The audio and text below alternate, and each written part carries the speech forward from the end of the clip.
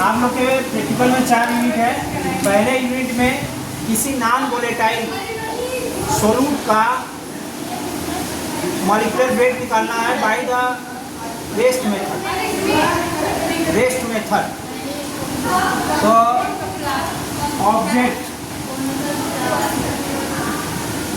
01 determination of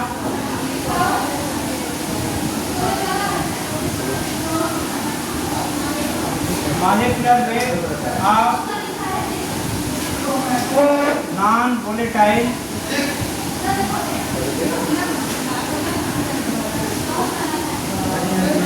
solute by rest method।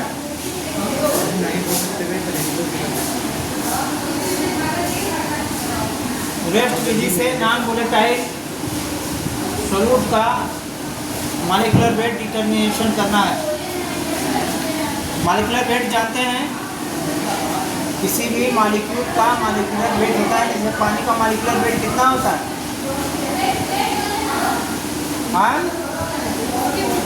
NaCl का molecular wait कितना होगा? इसका 23 होता है, इसका 35.5 होता है। बराबर जोड़ो कितना होगा? कितना होगा?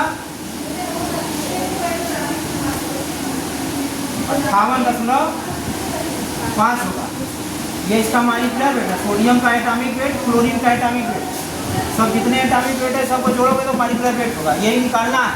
इस प्रयोग का मुख्य उद्देश्य है, ये एम है। क्या है? मॉलिक्यूलर वेट निकालना। किसका? नॉन वोलेटाइल, माने जो गर्म करने पर उड़ता है। उधर कहाँ देख रहे हो?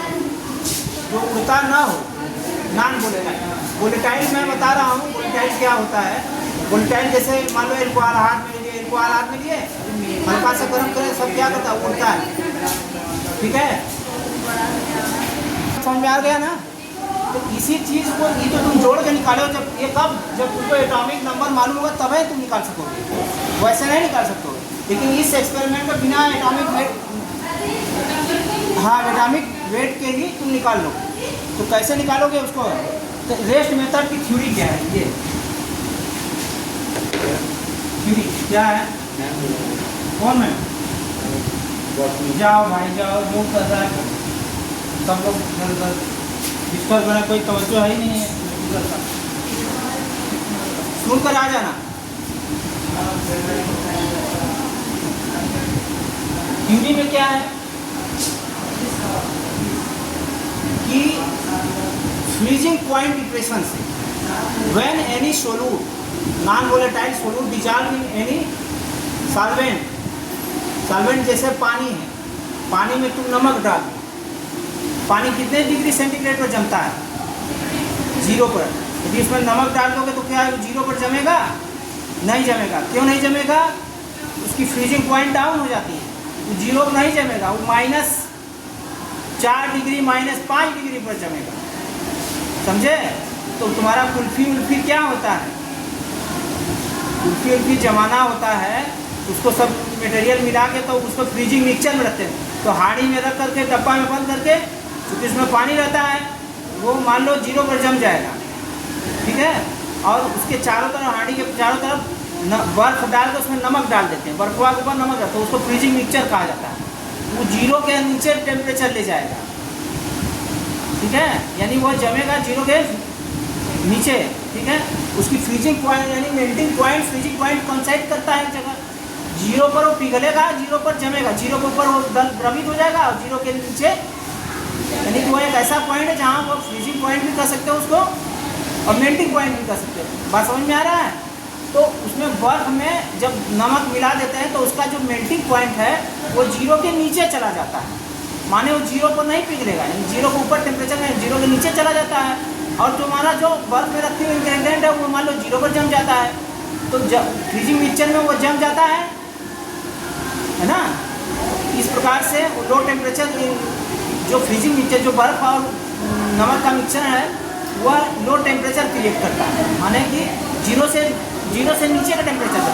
और तुम्हारा कुल्फी 0 पर जम जाता है, इसलिए कुल्फी जम जाता है और वो आराम से हाड़ी में बेच देते, नहीं तुम लोग सोचते कि भैया तो ये कुछ लगाए नहीं, फ्रीजर लगाए नहीं और कैसे कुल्फी जमा लिए, है ना। तो वो फ्रीजिंग मिक्सचर कहलाता बेटा। उसकी जो मेल्टिंग पॉइंट है डिप्रेट हो गई, माने 0 से नीचे चली गई। तो किसी सोलूट के उपस्थिति में किसी सॉल्वेंट का मेल्टिंग पॉइंट नीचे जाना ही फ्रीजिंग पॉइंट डिप्रेशन होता है। इसका थ्योरी इसी थ्योरी पर आधारित है कि depression in presence of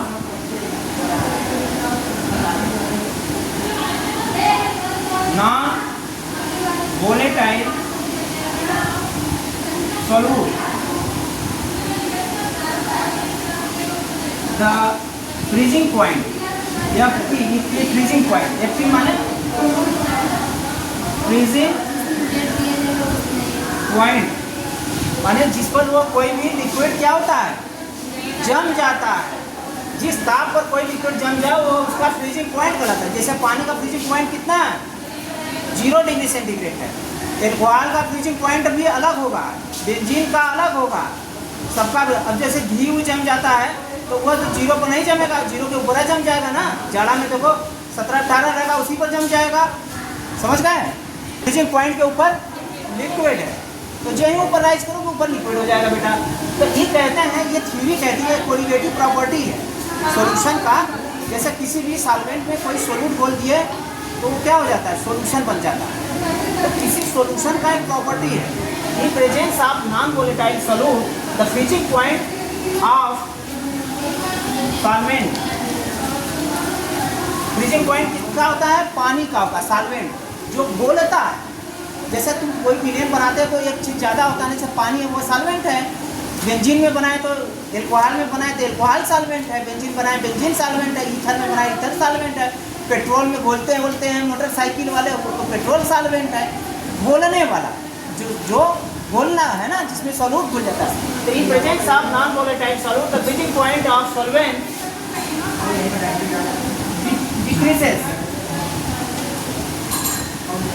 decreases का मतलब समझते हो, घट जाता है फ्रीजिंग पॉइंट। जैसे पानी का 0 degree, for example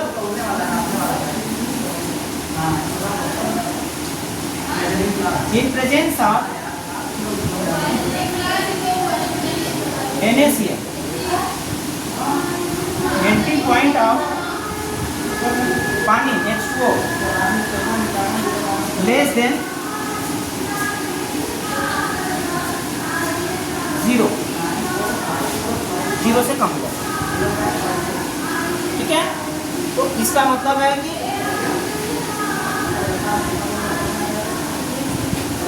if melting point of solvent equal to T1, मान लो कि कोई सॉल्वेंट है उसका मेल्टिंग पॉइंट T1 है, जैसे 0 डिग्री पानी का, and in presence of non volatile solvent equal to T2। Non volatile solute मिला दिए, घोल दिए तो वो T2 हो गया। जैसे ये पानी है H2O है, इसका T1 बराबर कितना होगा, 0 डिग्री सेंटीग्रेड हो जाएगा। अब इसमें क्या किया तुमने, NaCl मिला दिया, नमक, तो इसका अब ये हो गया सॉल्यूशन हो जाएगा, प्लस कर दिए ना, तो इसका मेल्टिंग पॉइंट T2 हो जाएगा। और यह क्या हो जाएगा, लेस देन 0 डिग्री सेंटीग्रेड, 0 से कम होगा, -1 डिग्री सेंटीग्रेड या 1.5 डिग्री सेंटीग्रेड हो सकता है, मे भी। बात समझ रहे हो, समझ में आ रहा है कि नहीं, यह हो सकता है। तो यह T2 मान लिया, तो मेल्टिंग पॉइंट में डिप्रेशन कमी कितना आया, तो डिप्रेशन ही मेल्टिंग फ्रीजिंग पॉइंट डिप्रेशन कितना हुआ, तो फ्रीजिंग डिप्रेशन मैंने घटाओ, depression in MP of solvent कितना घटा बेटा, T2 माइनस T1, ये हो गया। तो तुम्हारा कितना हो, जैसे मान लो कि ये T2 तुम्हारा -1.5 है और T1 0 डिग्री सेंटीग्रेड है, ठीक है, तो बराबर कितना होगा -1.5 डिग्री सेंटीग्रेड। सपोज है मतलब इतना T2 तुम्हारा -1.5 इतना डिग्री सेंटीग्रेड, 0 बात तो ये हो जाएगा ना, तो ये इतना डिग्री डिप्रेशन हो गया, डेल्टा टी, इसको डेल्टा TF कहते हैं। तो depression of freezing point in solvent, this is called the delta TF, ठीक। उसके फ्रीजिंग पॉइंट में डिप्रेशन डेल्टा TF होगा और ये T2 - T1 के बराबर होगा, अंतिम माइनस प्रारंभिक, ठीक है। तो हमेशा ये माइनस में आ जाएगा, निगेटिव में आ जाएगा, इतने डिग्री का डिप्रेशन होगा। चलो चलते हैं, ठीक है, यहाँ तक समझ में आ रही बात। अब इसका कैसे पता चलेगा, मॉलिक्यूलर वेट निकालेंगे। अच्छा ठीक है, अभी इसका कैसे पता चलेगा कि मॉलिक्यूलर वेट, मेन उद्देश्य तो हमारा मॉलिक्यूलर वेट निकालना है इससे, यानी कि हमको TF तो निकालना ही है, लेकिन एम क्या है हमारा इलेक्ट्रिकल का, मॉलिक्यूलर वेट निकालना है। तो मॉलिक्यूलर वेट में और डेल्टा TF में संबंध है। There is a relation between molecular weight and delta P. तो ये कोलिगेटिव प्रॉपर्टी है। डेल्टा TF डायरेक्टली प्रोपोर्शनल होता है इसकी विलेन की मोलेलिटी से, मोलेलिटी ऑफ सॉल्यूशन, ये स्मॉल m हो जाएगा, ठीक है, मोलेलिटी ऑफ सॉल्यूशन ये स्मॉल m के बराबर होगा। अब क्या हो जाएगा,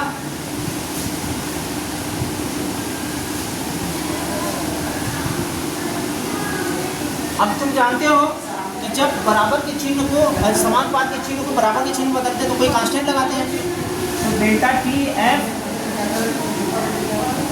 बराबर K M और इंटू स्मॉल m माने मोलेलिटी ऑफ सॉल्यूशन, ठीक। तो मोलेलिटी ऑफ सॉल्यूशन बराबर क्या होता है मैं तुम लोग को बता दे रहा हूँ।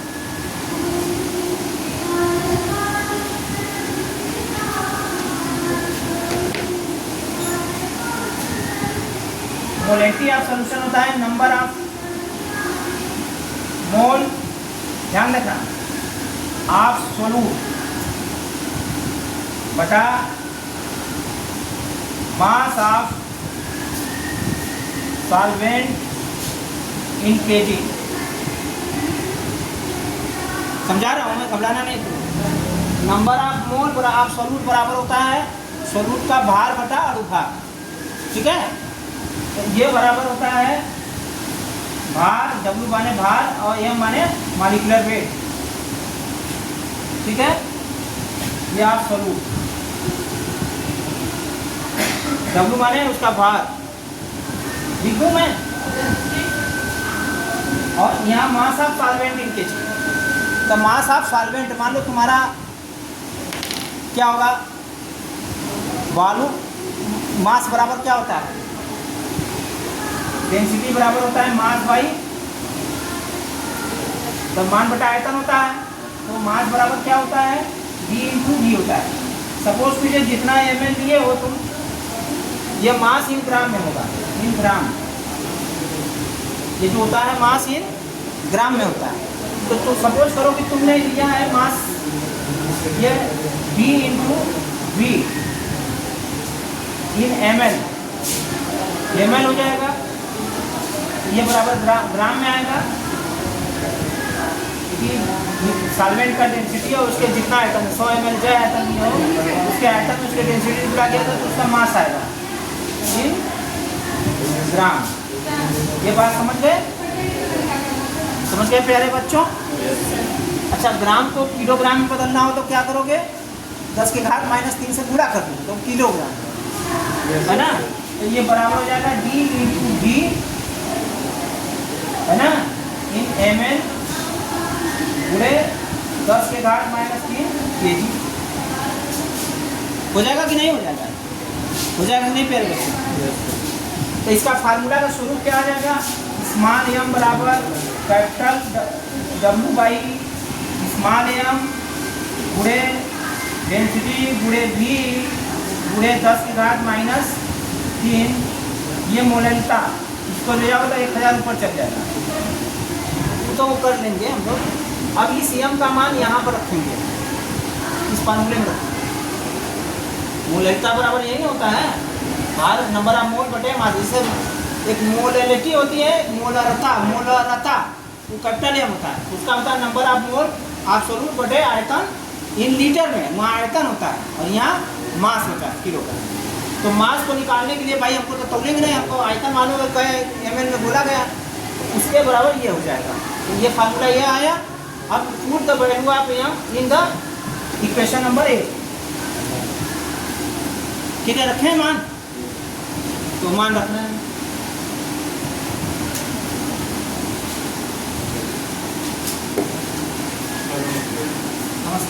Put the value of small m in equation 1, equation 1 में तो क्या हो जाएगा, डेल्टा टी एफ बराबर ये ना होगा के एफ, इसको के एफ कर लो, एफ कर लो, के एफ इंटू डब्लू एम गुणे डी इंटू 10⁻³ हो गया कि नहीं, हो गया कि नहीं प्यारे बच्चों। अब इसमें यह ही निकालना है, where m is the mass of solute,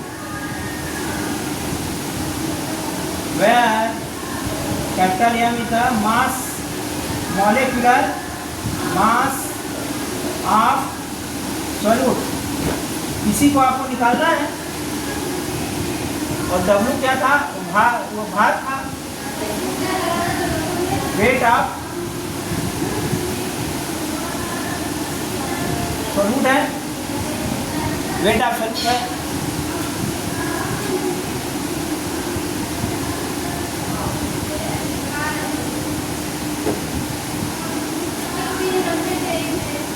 delta T F बराबर के एफ है ना। हम यहीं से हम यम निकालेंगे, तो यम बराबर क्या होगा आप लोग बताइए।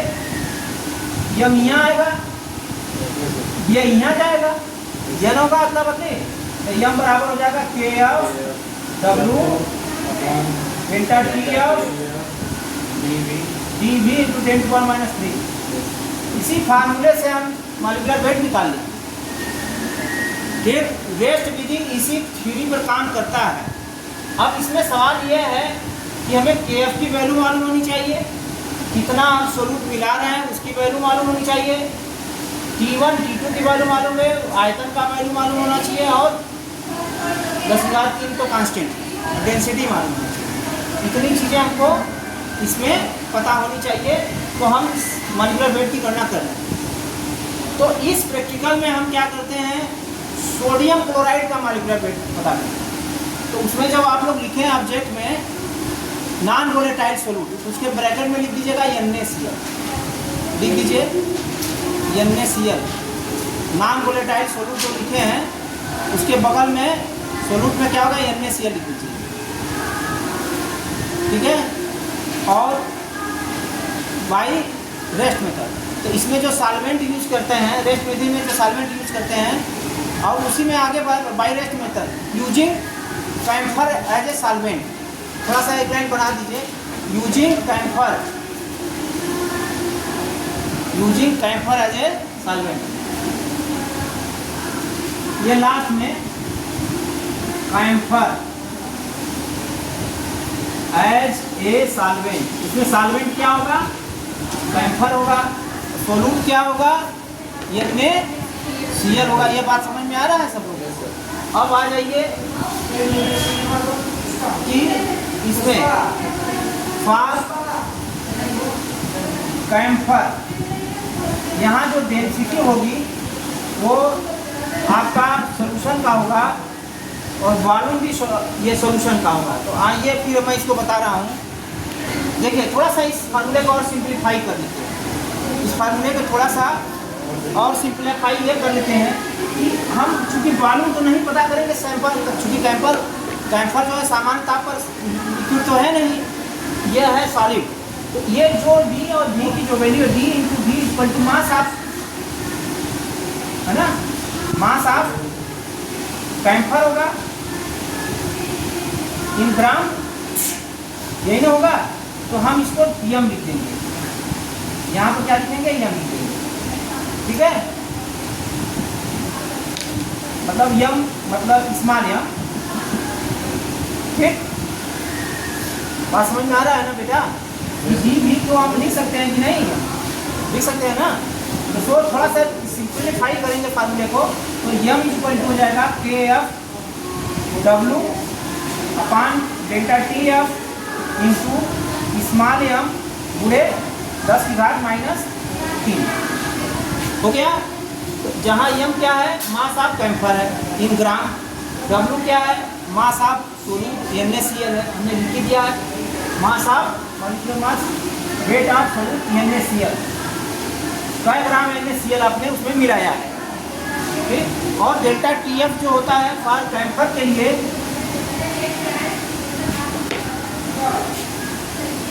फॉर कैम्फर के लिए के एफ इक्वल टू होता है 39.7 डिग्री सेंटीग्रेड, 39.7 डिग्री और सॉरी 39.7 होता है, ठीक है। इसका यूनिट डिग्री, ये कांस्टेंट है। मोल प्रति केल्विन ये हो जाएगा, के की वैल्यू हो जाएगा, अब जब भेजेंगे तो मोल प्रति केल्विन पर केजी, मतलब इसका यूनिट हो जाएगा मोल प्रति केल्विन पर केजी, ये होता है,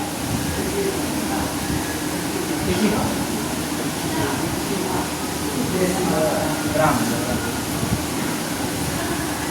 ग्राम ये यूनिट हो जाएगा इसका, ठीक है, बटा मोल बटा केल्विन पर ग्राम। तो 39.7 होता है कैम्फर के लिए।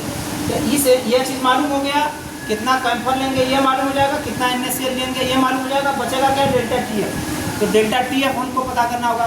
तो डेल्टा TF बराबर क्या है, T solution minus P camphor, TF camphor, TF solution, freezing point solution, freezing point camphor. तो कैम्फर का जो फ्रीजिंग पॉइंट होता है मैं आपको बता देता हूँ, डेल्टा TF बराबर हो जाएगा TF solution minus T freezing point camphor, ये इसका कैम्फर का फ्रीजिंग पॉइंट होता है 177 डिग्री सेंटीग्रेड, 177 डिग्री सेंटीग्रेड, तो 177 लिख देंगे, ठीक है, डिग्री सेंटीग्रेड रख देंगे।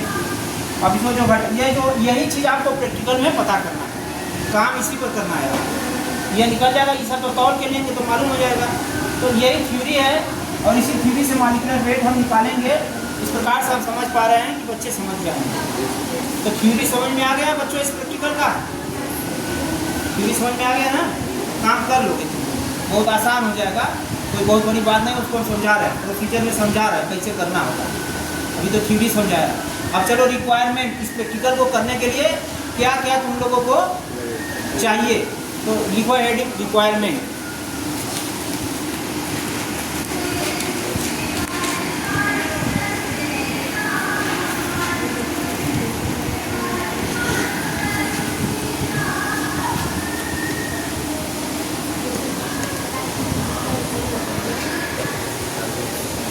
ठीक है बच्चों, अब देखो इसमें क्या करना है आगे। रिक्वायरमेंट क्या है, थ्योरी समझ में आ गया, रिक्वायरमेंट में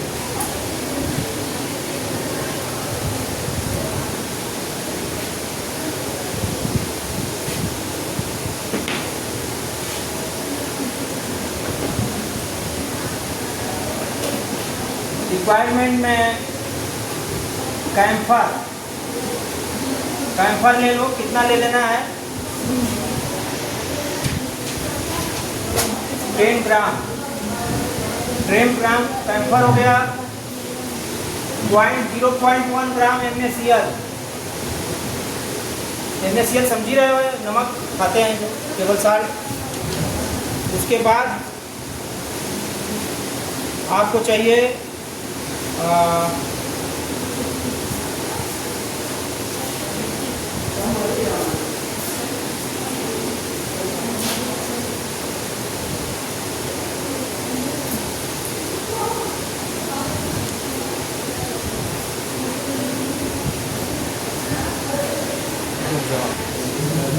बॉइलिंग ट्यूब ले लो, boiling tube, capillary tube, paraffin, ठीक। और क्या लोगे, पैराफिन ले लो, थर्मामीटर चाहिए, थर्मामीटर ले लो। और क्या लोगे,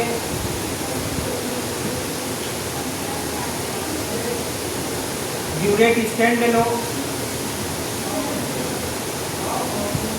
PTC, ठीक। इतने सामान चाहिए, ठीक है प्यारे बच्चों। अब आप प्रोसीजर कैसे करते हैं,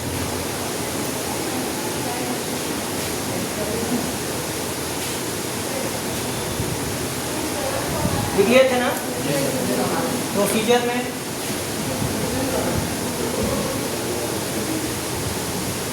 देखो पहले क्या करते हैं, सेट तैयार करते हैं। एक है paraffin oil in a beaker, approximately मतलब 200 ml ले लो। ठीक, paraffin oil in 500 ml beaker. इसको लिखे नहीं तो लिख लेना चाहिए। बीकर अबाउट 250 ml, 250 ml ले लीजिए। अब इसमें क्या करते हैं, फिर अरेंज थर्मामीटर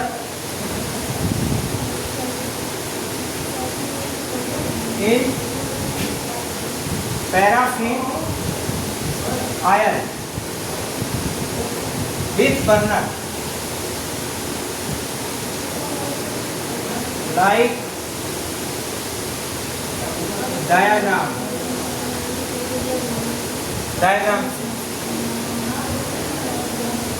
ये देखो ब्यूरेट स्टैंड देखे हो ना, वहाँ है ना, यहाँ धागा से थर्मामीटर को यहाँ लटकाओगे।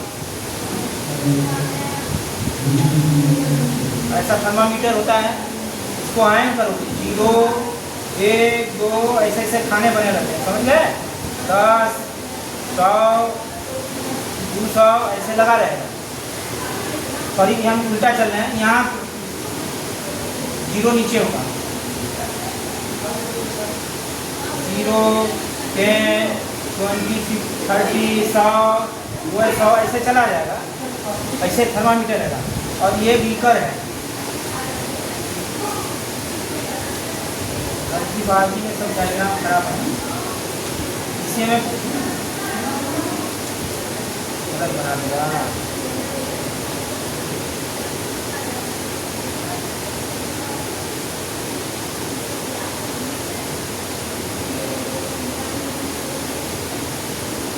तो बच्चों ये बीकर है, इस बीकर में पैराफिन ऑयल ये से डूबा हुआ है, बल्ब डूबा रहेगा, ठीक है। ये पैराफिन ऑयल है, यहाँ पर ये बर्नर लगा है, ये बर्नर लगा है, ठीक है, इसे गर्म होता है। और यहाँ से रीडिंग जो है हम क्या करते हैं, नोट देखते हैं कि कितना परमेंट हो रहा है, क्या हो रहा है इसके अंदर। फिर कैपिलरी ट्यूब इसके इस तरह से अरेंज करेंगे, बर्नर के साथ अरेंज कर देंगे। फिर उसके बाद दूसरा पॉइंट देखो क्या होता है, दूसरा पॉइंट ये देखेंगे कि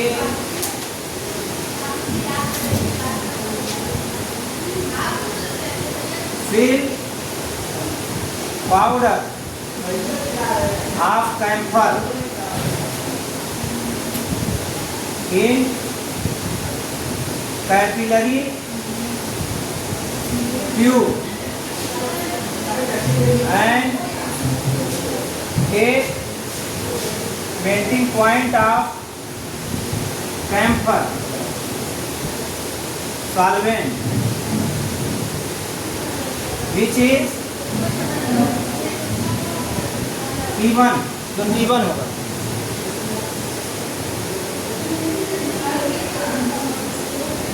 ये T1 की वैल्यू हो जाएगी। कैसे लेंगे ये मैं बता रहा हूँ, पहले नोट कर लीजिए। आपको नोट कर रहे हैं? हो गया। इसमें देखो जैसे यह कैम्फर है, मतलब वाश ग्लास में कैम्फर ले लीजिए। यह कैम्फर का चूर्ण है, कैम्फर पाउडर, ठीक है। अब उसमें कैम्फर पाउडर ले करके उसमें पतली सी कैपिलरी ट्यूब आती है, देखे हो कि नहीं तुम लोग? हाँ, वही में होगा। लाओ निकालो, कैपिलरी ट्यूब है, पतला सा ट्यूब है। इसको फ्लेम पर ऐसे रखो, ऐसे करोगे तो ये सीधा बंद हो जाएगा, पिघल के बंद हो जाएगा। अब इसी पहले से ऐसे थोड़ा थोड़ा करोगे तो इसमें भर जाएगा, थोड़ा सा तो दिखाई पड़ेगा कैम्फर भर गया। अब उसको क्या करो, किसी थर्मामीटर के साथ ही कैपिलरी ट्यूब को ऐसे जो भरा हुआ है इसको ऐसे धागे से बांध देंगे और फिर इसको लटका देंगे इसमें, समझ गए? धागे से बांध करके इसको इसी में ऐसे कैपिलरी ट्यूब को इसमें डीप करा देंगे। ध्यान से समझो इसको टेक्निक है। तो जब डीप करा देंगे तो ये अब इसको गर्म करेंगे तो इसका मेल्टिंग पॉइंट कहीं ना कहीं पिघलेगा। 177 मैंने लिखवा है, 177 180 के बीच पिघलेगा, तो वो तुम लोग नोट कर लोगे। T1 मिल जाएगा यहाँ से, ठीक है। समझ में आ गया बच्चों कैसे काम करना है? समझ में आएगा नहीं बोलो? मीरा आप गरम करोगे, उसमें ये चूर्ण ऐसे बनाए रखोगे कैम्फर, उसी कैम्फर में ऐसे उसी में ट्यूब में भर दोगे, फिर यहाँ बांध करके इसका ऐसा बांधोगे कि इसका सिरा ऊपर रहे, लिक्विड में डूबने ना पावे। नहीं डूब जाएगा तो उसमें पैराफिन भर जाएगा। तो हमको तो कैम्फर का लेना है, उसमें पैराफिन और कैम्फर दोनों मिक्स हो गए, डिस्टर्ब हो जाएगा। तो उस तरह से लेंगे, ये दिखाई पड़ेगा तुमको। तो यहाँ से ले लिया सैंपल, हो गया, तो T1 मिल गया। अब अगला नंबर में क्या करेंगे? नंबर 3 में क्या करेंगे? तो नंबर 3 में देखो क्या करते हैं। नंबर 3 में क्या करते हैं? 10 ग्राम कैम्फर को 10 ग्राम ले लेंगे। इन बॉइलिंग ट्यूब में ले लेंगे। तो बॉइलिंग ट्यूब आता है, थोड़ा मोटा ना ट्यूब होता है, ऐसे चौड़ा मुंह का। इसमें ले लिया 10 ग्राम, क्या लिया? 10 ग्राम कैम्फर ले लिया, ठीक है। And 0.1 gram NaCl, non volatile solute ले लिया। नॉन वोलेटाइल जो उड़ता ना हो, तो नमक कहाँ उड़ता है? देखो दाना वाला, देखो बतिया, नमक भूनने वाला भून देता है, नमक उड़ता तो रोज नमक है लगता है। नॉन वोलेटाइल है, वहीं पर यदि चीनी में भूनता तो पिघल कर चीनी उड़ जाता है ना, ऑर्गेनिक कंपाउंड है। लेकिन यहाँ ये नॉन वोलेटाइल, इसको दोनों को मिलाएंगे, इतना मिला करके इसमें प्लस 0.1 ग्राम NaCl ले लेंगे। ये दोनों मिक्स करेंगे, पहले मिक्स कर देंगे। मिक्सचर क्या है?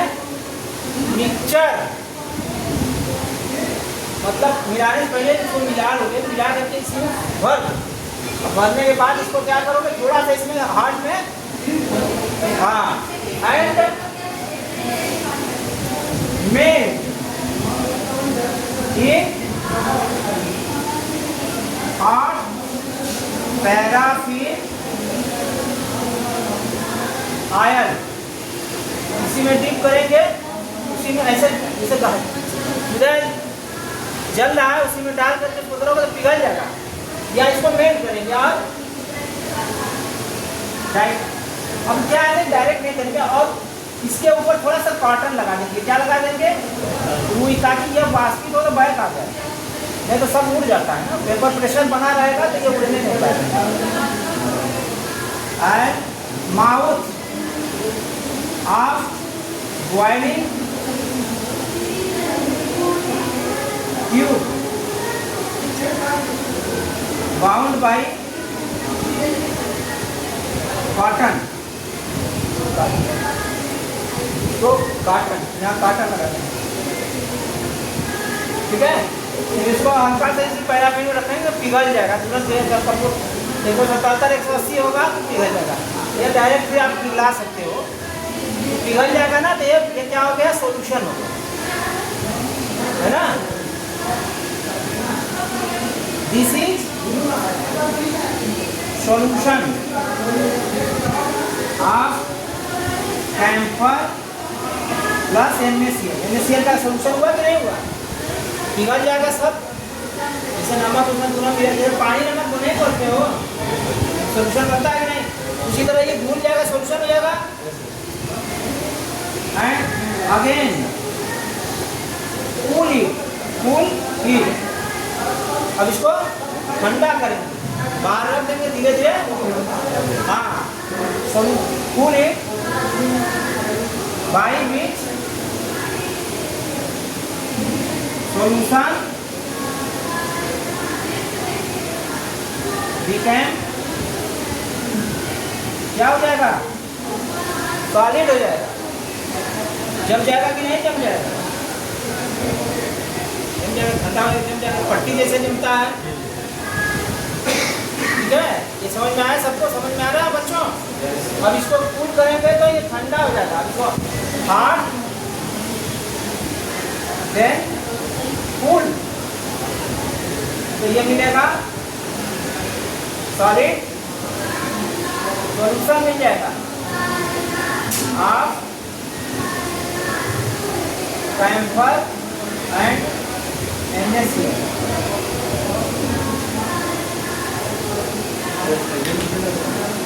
तो ये नहीं सर ठंडा पानी का पहले रख देना, फिर उसके बाद ठंडा पानी में सर दूध ठंडा नहीं करते हो ग्लास में, वो बताना पड़ेगा इतना। तो तुम लोग माइंड कूल करोगे ना भाई, ठंडा होता जाएगा, सॉलिड हो जाएगा, तो हो जाएगा कि नहीं भाई? सॉलिड। अब उसको क्या करते हैं देन? अब चौथा नंबर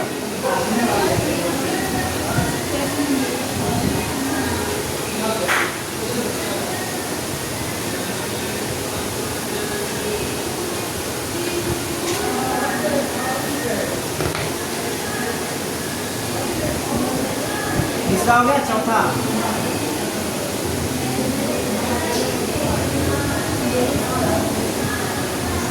ठीक है, चौथा क्या है? Take out solid solution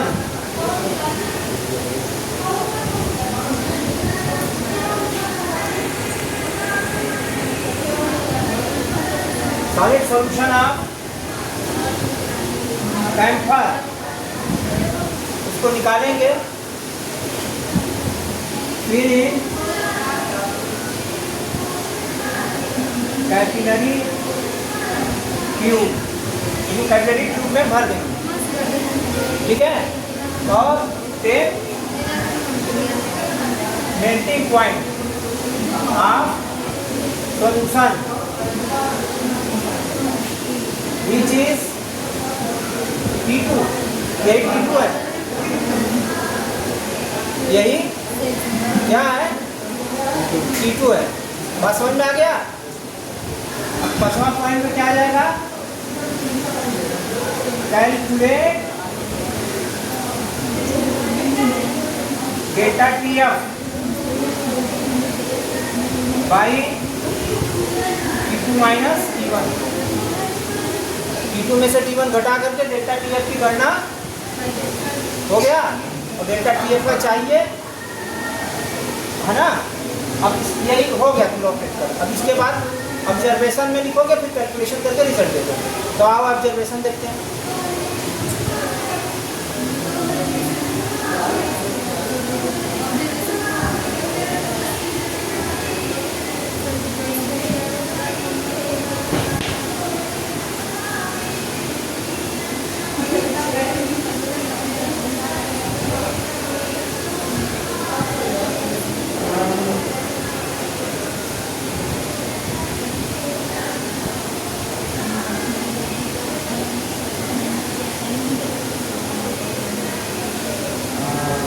observation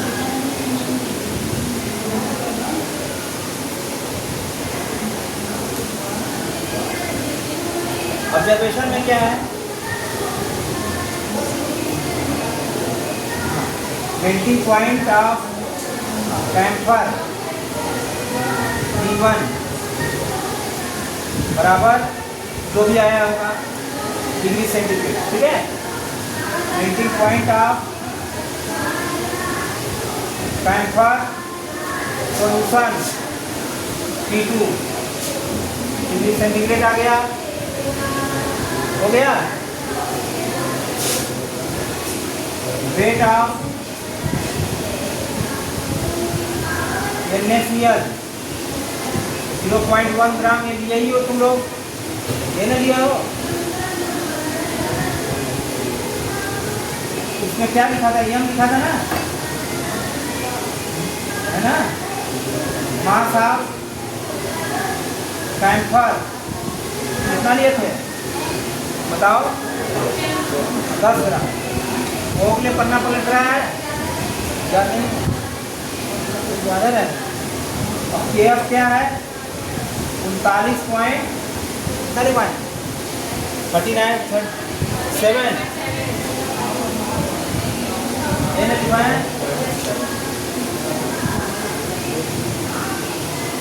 मोल प्रति केल्विन मोल, क्या लिखा है यूनिट, मोल प्रति केल्विन ग्राम। ये हो गया, आंकड़ा मिल गया, सब तो मिल गया ना। अब कैलकुलेशन में आ जाओ। ये बेटा, ये बेटा लिखिए,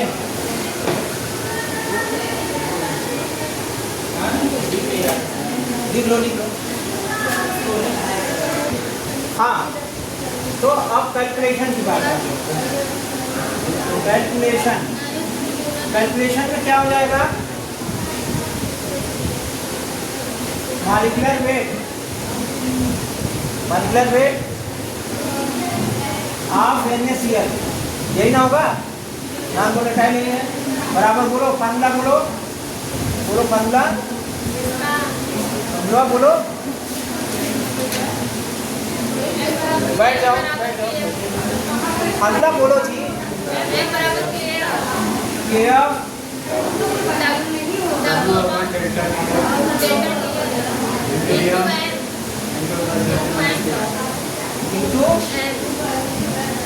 यम ना डेल्टा TF तुम्हारा कितना आएगा, डेल्टा TF बराबर T2 माइनस T1, ये निकालिए। यह मालूम है सब हाँ, KF है सब लिखा, उनका पहलू आप अब सबका मान रखेंगे।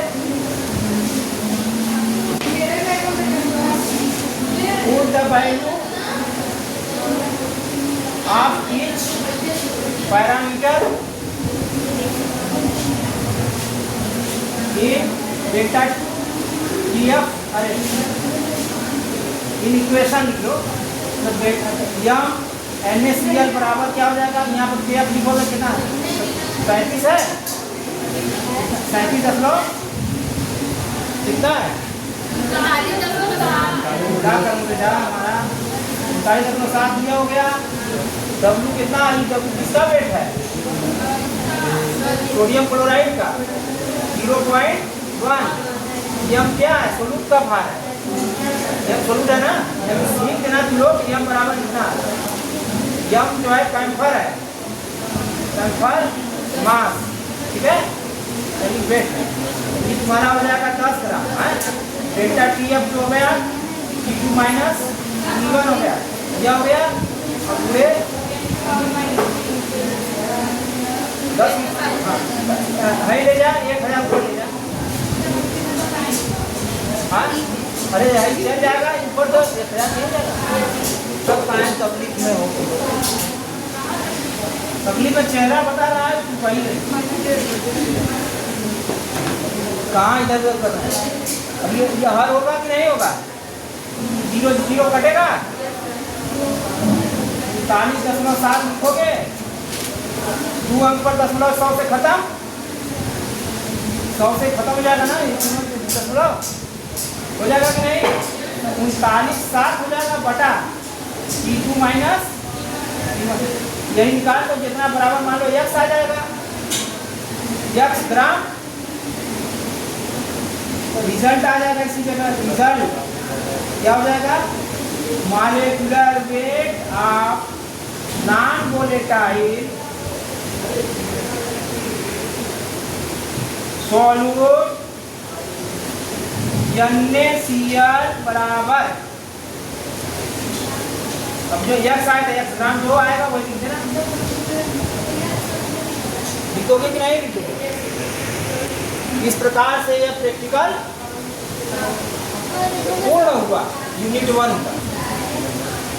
रेस्ट विधि से नॉन वोलेटाइल NaCl का निकाल दिया। तो इसके लिए क्या लाना हो? 10 ग्राम पप्पू ला देंगे, मार्केट में ला देंगे, और नमक यहाँ मिल ही जाएगा, लैब में भी होगा। हाँ कल,